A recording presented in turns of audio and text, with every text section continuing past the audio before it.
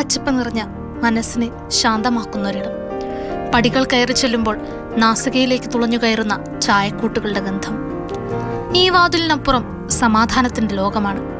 ചുവരുകളിൽ തൂങ്ങിയാടുന്ന ഓരോ ഫ്രെയിമിനും പറയാൻ കഥകൾ നിരവധിയുണ്ടാകും. ഓരോ വാതിലുകളും തുറന്നു കയറുന്നത് വിസ്മയങ്ങളുടെ ലോകത്തേക്കാണ്. ആക്രിലിക് പെയിന്റിങ്ങും 3D ചിത്രങ്ങളും ക്രാഫ്റ്റ് വർക്കുകളുമൊക്കെയായി വരകളുടെ ഒരു ലോകം. എംബ്രോയ്ഡറി വർക്കുകളിൽ വിരിഞ്ഞ വിസ്മയങ്ങൾ നോക്കി നിന്നു പോകും. വീണ്ടും അടുത്ത വാതിൽ കടന്നു ചെല്ലുമ്പോൾ ഇന്നോളം കണ്ടിട്ടില്ലാത്തൊരു കാഴ്ച കാണാം.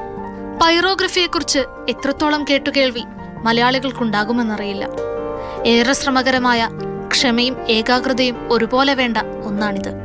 കാരണം ഇതിൽ ഒരു പ്രശ്നമുള്ളത്, മിസ്റ്റേക്ക് വന്നാൽ നമുക്ക് പല കളയാനേ പറ്റുള്ളൂ, കറക്ഷൻസ് ഇല്ല. അപ്പം വളരെ കെയർഫുള്ളായിട്ട് ചെയ്യേണ്ട ഒരു വർക്കാണത്. കുറേ ടൈം എടുക്കും. ആ മെഷീൻ തന്നെ നമുക്ക് ഒരു 5 മിനിറ്റ്സ് മാക്സിമം യൂസ് ചെയ്യാം. അത് കഴിഞ്ഞ് ഓഫ് ചെയ്ത് ഒരു 10-15 മിനിറ്റ്സ് കഴിഞ്ഞിട്ട് പിന്നെയും ചെയ്യണം.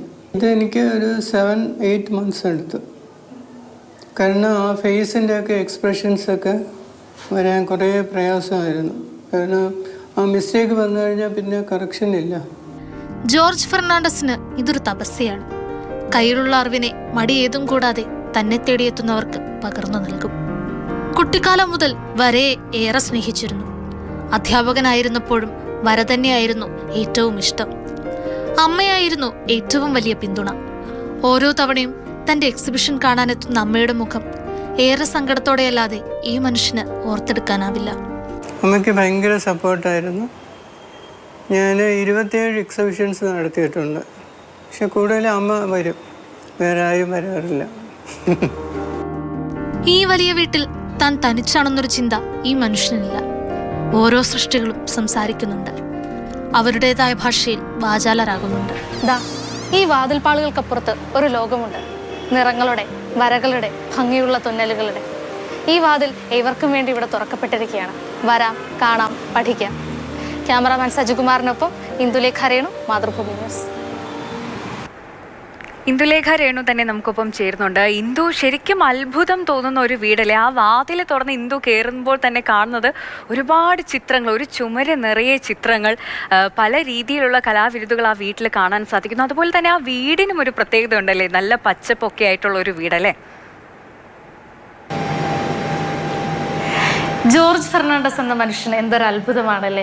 ആ കണ്ടതുപോലെ തന്നെ അതൊരു മാന്ത്രികതയുള്ള, അല്ലെങ്കിൽ വിസ്മയങ്ങളാൽ തീർത്ത ഒരു വീടാണെന്ന് തന്നെ പറയാം. കയറി ചെല്ലുമ്പോൾ തന്നെ വളരെ ശാന്തമായ ഒരു ചുറ്റുപാടാണ് അവിടെ ഉള്ളത്. നിറയെ പച്ചപ്പ് നിറഞ്ഞ, നിറയെ ചെടികളൊക്കെ വളർന്നു നിൽക്കുന്ന, അല്ലെങ്കിൽ ഇങ്ങനെ തൂങ്ങിക്കിടക്കുന്ന അത്രയും ഭംഗിയുള്ള ഒരു വീട്. പടികൾ കയറി ചെല്ലുമ്പോൾ ആ വാതിലിൽ തന്നെ ഇങ്ങനെ എഴുതി വെച്ചിട്ടുണ്ട്, ഈ വാതിൽ കടന്നു വരുമ്പോൾ നിങ്ങൾക്ക് സമാധാനം മാത്രമാകും അനുഭവിക്കാൻ പറ്റുക എന്നുള്ളത്. പറഞ്ഞ പോലെ ആ 2 വാതിൽപ്പാളികൾ അങ്ങ് തുറക്കുമ്പോൾ എല്ലാ ചുവരുകളിലും നിറങ്ങളാണ്, എല്ലാ ചുവരുകളിലും വരകളാണ്, നല്ല ഭംഗിയിൽ എംബ്രോയ്ഡറി ചെയ്ത് വെച്ചിരിക്കുന്ന ഫ്രെയിമുകളാണ്. കാരണം അത്രത്തോളം വർക്കുകൾ നമുക്കവിടെ കാണാൻ സാധിക്കും. ഒരു മനുഷ്യനെ കൊണ്ട് ഇത്രയൊക്കെ സാധിക്കുമോ എന്ന് നമ്മൾ ചിന്തിച്ചു പോകും.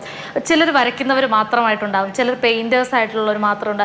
ഇത് പക്ഷേ മ്യൂറൽ പെയിൻറ്റിങ്, ആക്രിലിക്, അതുപോലെ തന്നെ 3D പെയിൻറ്റിങ്, ക്രാഫ്റ്റ് മേക്കിങ്, അതുപോലെ തന്നെ എംബ്രോയ്ഡറി അടക്കം ഒരുപാട് കാര്യങ്ങൾ. അത്രയോളം കഴിവിൻ്റെ ഒരു കലവറയാണ് ഈ ജോർജ് ഫെർണാണ്ടസ് എന്ന മനുഷ്യനെന്ന് നമുക്ക് പറയാൻ സാധിക്കും.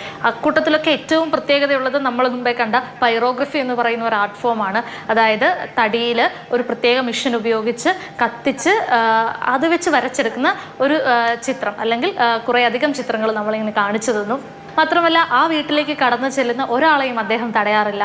എല്ലാവരെയും അദ്ദേഹം ക്ഷണിക്കുകയും സ്വന്തം സൃഷ്ടികൾ കാട്ടിക്കൊടുക്കുകയും അതുപോലെ തന്നെ പറഞ്ഞു കൊടുക്കുകയും ഒക്കെ. ആ വീട്ടിലേക്കൊന്ന് പോകാനും തോന്നുന്നുണ്ട്. അതോടൊപ്പം ജോർജ് സാർ പറഞ്ഞൊരു കാര്യം, അമ്മയെ കുറിച്ച് പറഞ്ഞപ്പോൾ നമുക്കൊക്കെ ഒരു നൊമ്പരം തോന്നുന്നുണ്ടല്ലേ. എല്ലാത്തിനും പിന്തുണയായി കൂടെ ഉണ്ടായിരുന്നത് അമ്മയാണ്, എക്സിബിഷനൊക്കെ വന്നുകൊണ്ടിരുന്നതും അമ്മയാണെന്നുള്ളത്. പക്ഷെ ഇന്ന് അമ്മ ഒപ്പമില്ല. പക്ഷേ ഒറ്റയ്ക്കല്ല എന്ന് തോന്നിക്കുന്ന തരത്തിലാണ് ആ വീട്ടിലെ ചുമരിലുള്ള ചിത്രങ്ങളെല്ലാം. കഥ പറയുന്ന കുറേ ചിത്രങ്ങളാണ് ആ വീട്ടിലുള്ളത്.